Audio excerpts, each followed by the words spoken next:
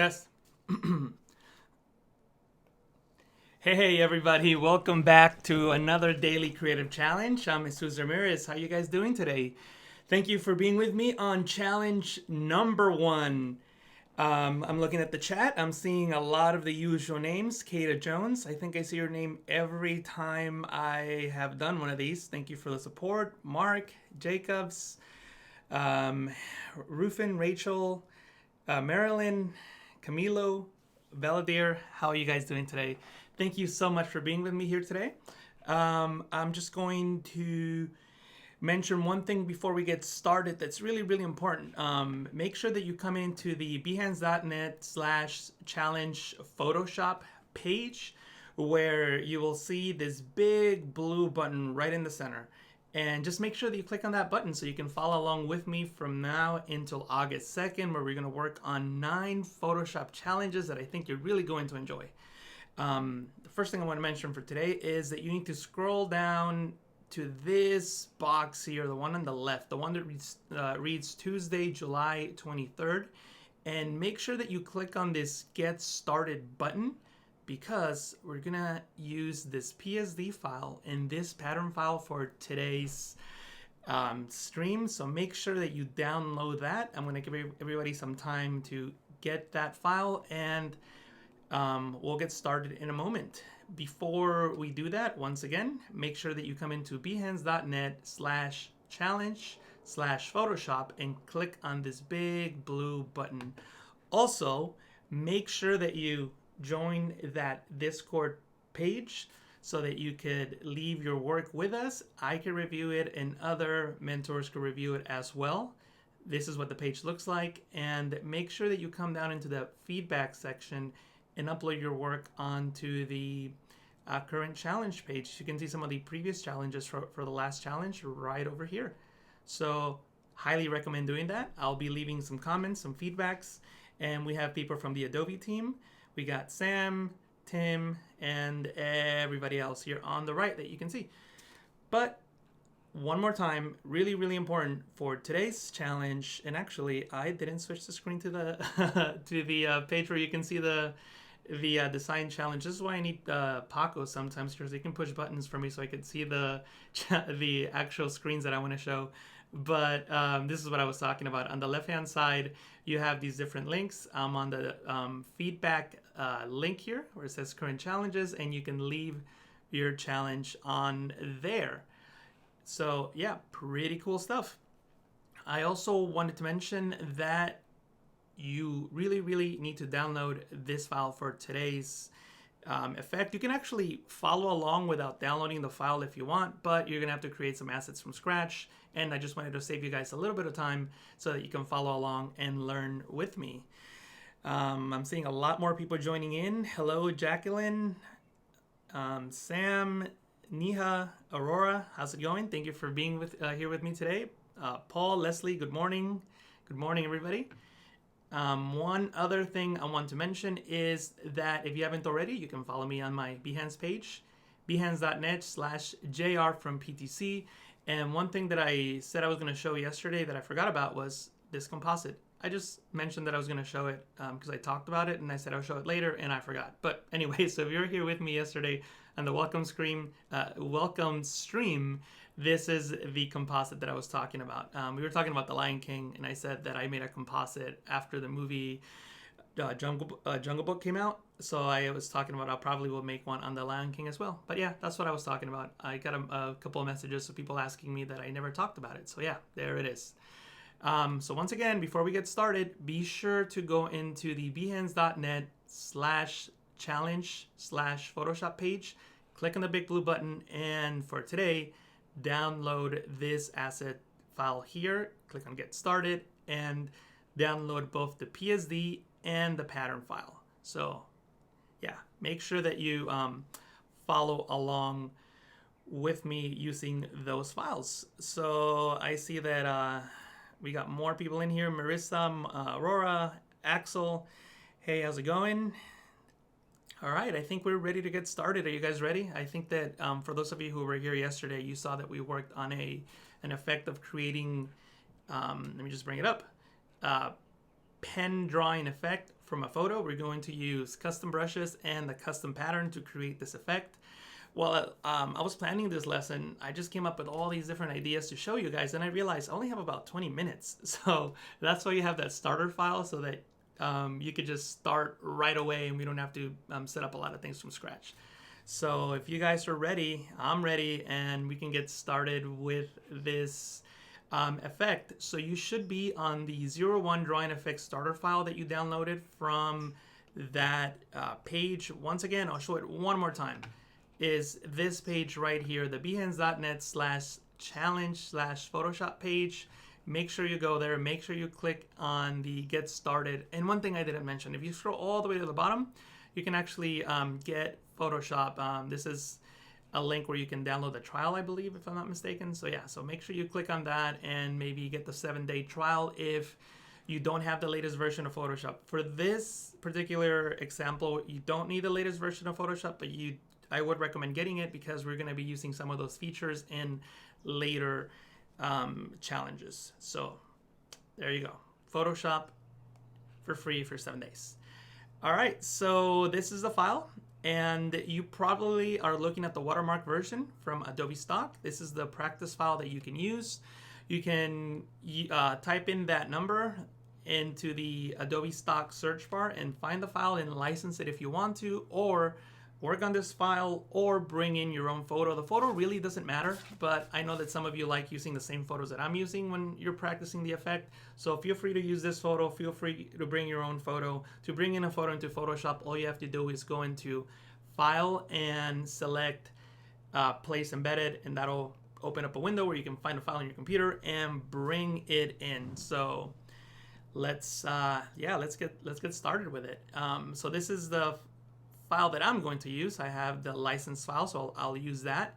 And then we have this white background, and we have these scribbles in this folder. So see, just a couple scribbles, nothing too fancy. And we're going to use those scribbles to create a pattern. So I'm actually going to start with the pattern already created. That way we have a chance to finish the effect. And then with the little time that we have left over at the end, I'm going to come back and show you how I created that pattern. So what you're going to need to do is, on that downloadable file, there were two files that you could download. One of them was the pattern file, that one right there, pen drawing patterns .pat. So if you're on Photoshop CC, you have to do is just double click on that file and it will install it into Photoshop. In older versions, you might have to install it. So you might have to go into, let me just do it really quickly. Just create like a pattern layer. And then go into this drop down, click on that gear icon, and click on load patterns and find that file in there, and that will bring it into Photoshop. And what will happen is that you will see 3, not 4, this one was just one that I was playing with. You'll see 3 patterns that create these hash marks that you'll see here. See? That's it. That's all it is. So get that into Photoshop, and we're going to create the effect. And then at the end, with the little time that we have left over, I'll show you how that was created. So the first step is to just take a look at your image. And we're going to use layer mask to mask out those hash marks onto the face and body of this guy. And for those of you that don't know, a layer mask is simply a tool in Photoshop that allows you to hide pixels based on luminosity. Black hides, white reveals, different shades of gray give you different levels of opacity. So what we're going to do is use that to just tell Photoshop where to show the hash marks. And it's actually quite simple. What we're going to do, I'm going to go into the channels panel, and the channels show you, and you can actually see kind of what I was doing here already. So I'll just delete those files just so you can see exactly what's on your screen. And I think that if I save the file and put it on the upload, you might actually see those extra alpha channels. Don't worry about it. They're okay. All you really need to know is that all files have a red channel, a green channel, and a blue channel. And the light in those channels mixed together makes up the RGB image, which is what you see. And you can use these channels as layer masks. So just click through all the different channels, and the one that has more contrast between the highlights and shadows, that's the channel that you want to use. In this case, the red channel. And all you need to do is just click and drag it over onto the new channel icon to duplicate it, and we can use this as a channel. as a selection rather. And what I'm gonna do is go back into the layers panel because I forgot one step. And the step that I forgot was that I needed to create a selection out of that particular model. And one of the quickest ways to make a selection around anything in Photoshop these days is by using the quick selection tool. And if you're in Photoshop CC, all you need to do is click on select subject, and Photoshop's artificial intelligence will analyze the image and it will make a selection around that guy. And it's pretty good, as you can see. The only parts I really missed were in between the fingers. So we can subtract from a selection just by holding the Alt key on Windows, Option key on the Mac. So if I hold Alt and click there, it deselects, and I'll click here one more time, and it deselects. That easily, that simple. And then from here, I can also deselect as well, right under the camera. There we go. It doesn't have to be perfect. It's going to be a sketch effect anyway, so you don't have to be perfect. Just make sure you get the main areas. Then create a group. In that group, just create the layer mask. That's it. We just need a group that holds that layer mask because we're going to start throwing layers in there. And actually, I need that right above the white background. And what I'm going to do now is go back into the channels panel, and on that duplicate red copy, I'm going to adjust that layer because I want that layer to just show me like the strongest highlights and the strongest shadows. And we're going to create 3 levels, like a level with the strongest highlights, a level with, the strongest shadows, then a level with like the mid-tone shadows, and then just another one that barely shows any shadows, like this one. We'll probably just use this particular mask just for like the overall, like the brightest one. So what I'll do is I'll hold the Control key on Windows, that's the Command key on the Mac, and click on the channel thumbnail, and it would load a selection out of the bright pixels of the image. So then I can go into layers, and I can go into that group that we have selected, the same group number 1. And then I'm going to use one of those patterns. If you install the patterns just now, just as you're watching, it should be the default patterns. So just click on pattern, and it would load those patterns. You can select the pattern on the left. I think I labeled it pattern pen drawing number 1. So that one. And then you can decrease the scale. So I'll probably decrease the scale to like 75 or 50. Let me just see what looks good. I think 50 looks good in this case, or let me see 100 again. I think I'll go with 50. So I'll just press OK. I'll enable my white background, and you can see the effect that we got. But if you were paying attention, you'll notice that we selected the highlights. We wanted to select the shadows, so we need an inversion of that. So to invert a layer mask, we simply need to click on the layer mask and then press Control-I, Command-I on the Mac, or you can go into the Properties panel and click on Invert. So they both work. And see, you get that effect there. And what we're going to do now is just zoom in, take a look at the effect, and I may decide to come into that layer mask, go into Image, Adjustment, Levels, and just adjust it. See that? See how I'm adjusting it with the levels? See that? And now that I'm looking at it, I don't necessarily like the pattern, so I'm just going to double click on it and change it. See, I left it at 5%, so if I go to 50, that looks much better.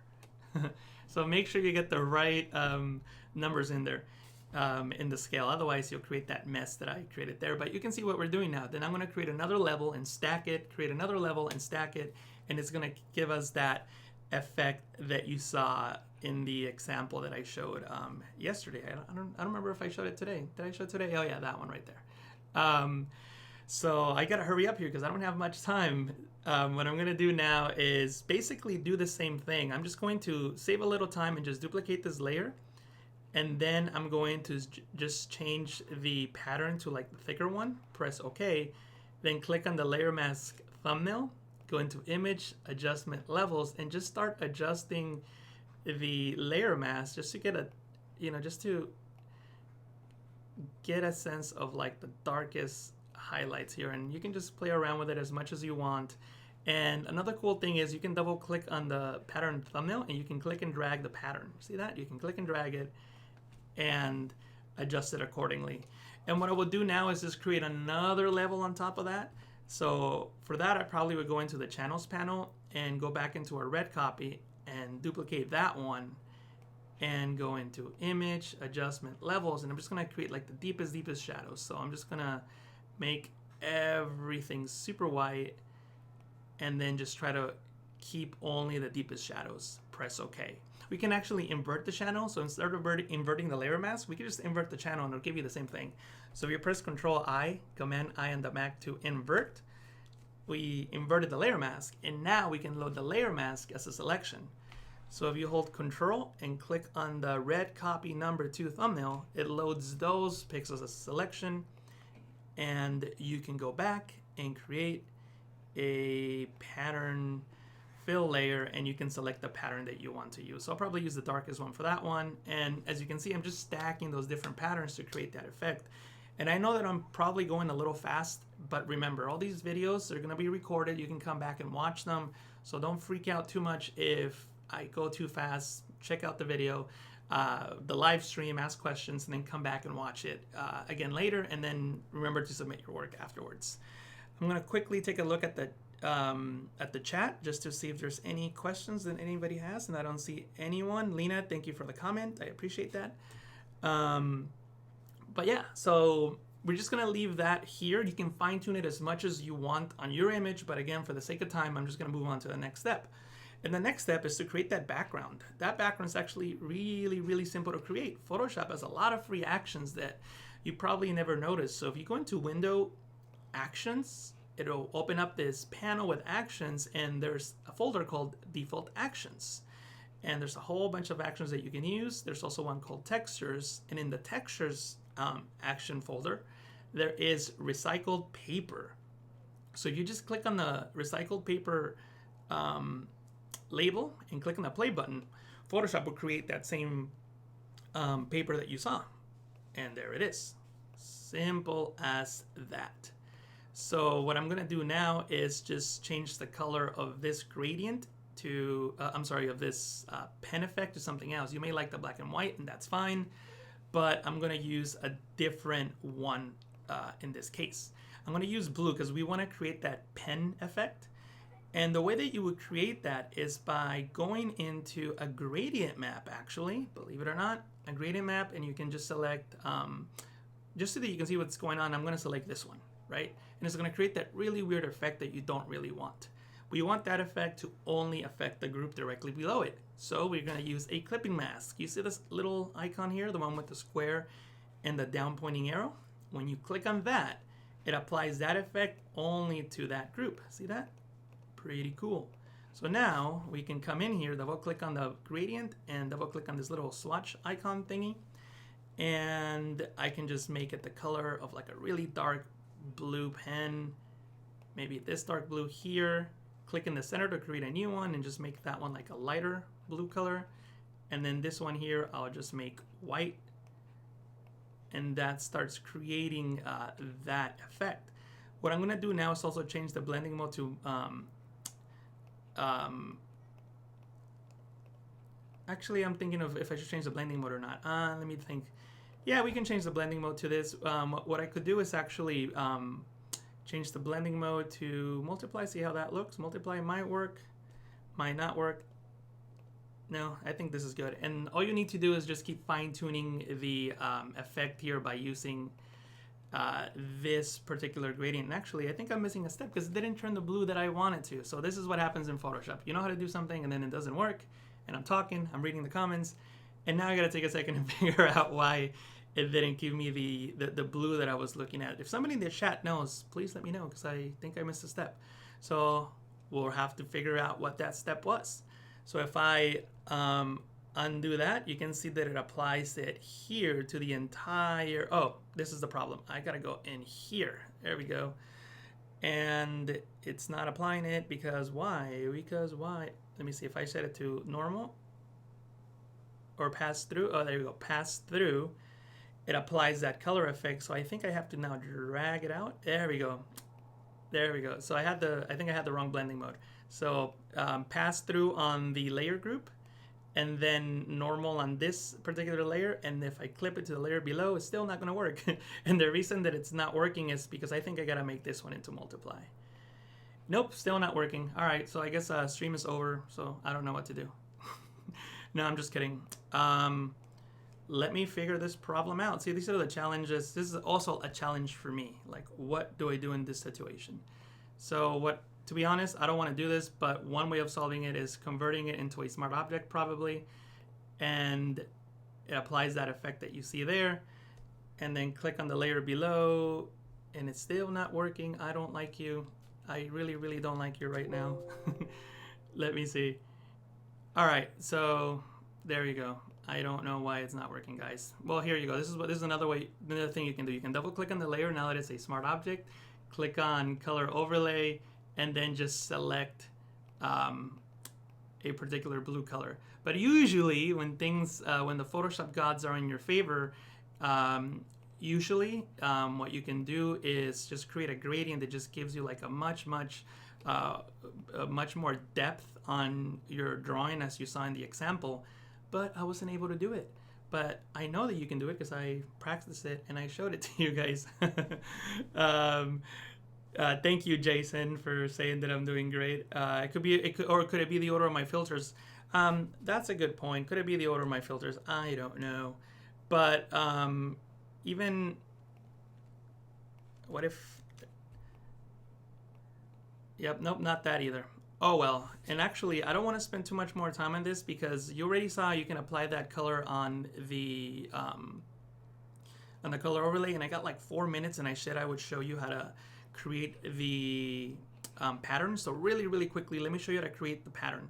So all you really need to do is open up these particular patterns or these scribbles, and go into File, New, create a new document. I'm just going to create a document that's 630 by 810. Click on Create, and all I'm going to do is just drag these documents in there. So I'm going to click on the Move tool. I got all my little scribbles there and put them in that document, right? And the key to this is just to click and drag one, put it on top, hold Alt Option on the Mac, drag it down, and then maybe press Control J, Command J to duplicate and rotate it, and just make sure that you just don't go outside the canvas. Just, keep it in there, scale it a little bit if you need to, and just create like this scribble hash effect, like, just like hashing effect, like that. And then put all these layers into one single layer by selecting them all, holding down Shift, pressing Control E, Command E on the Mac, puts them into a single layer. And this is the key. Go into Filter, Other, Offset, and just use this offset to push the pixels onto the edge, and they come on the other side, and you can see the seam.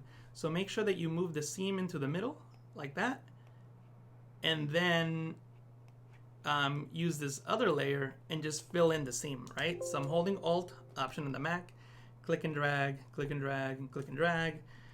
Every time I click and drag while holding Alt, it duplicates the layer. And then Control T, Command T on the Mac to transform, and I can rotate it around and just fill in that seam.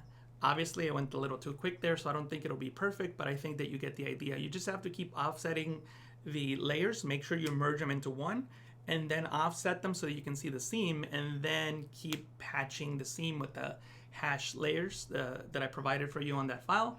And then you can go into Edit, Define Pattern, and you're gonna get this little window here, and you can give your pattern a name. I'm just gonna press OK. I'm okay with that name. And then when you create a new layer, a new pattern layer, you'll see that pattern there. See, we didn't do that bad of a job considering it was super quick, but that's how you would define your patterns in Photoshop. I know we have to get going really soon, so I just want to say thank you guys for being with me on this first stream. Make sure that you guys check out the Discord page right here and submit your work onto the current challenge page. I'll be there responding to your comments, everybody else's comments. So submit your work, and I hope that you get to create some cool stuff. The question was, why can't you go outside the canvas? Because I don't want to cut those pixels in half, and then when I do the offset, then it just looks really weird, and I have to like fix it by doing a whole bunch of Photoshop stuff. but you can ask me that question on Discord and I'll give you like a more eloquent answer. Thank you so much for being here. I really, really appreciate everybody. Oh, one last thing. Don't forget to go into Behance and click on create a project and upload your work on there. And yeah, just upload your work onto Behance so that we could all check it out. Thank you so much, and we'll be back tomorrow for another challenge. Thank you so much for being here with me. I'll talk to you guys again very soon. Thank you. Bye-bye.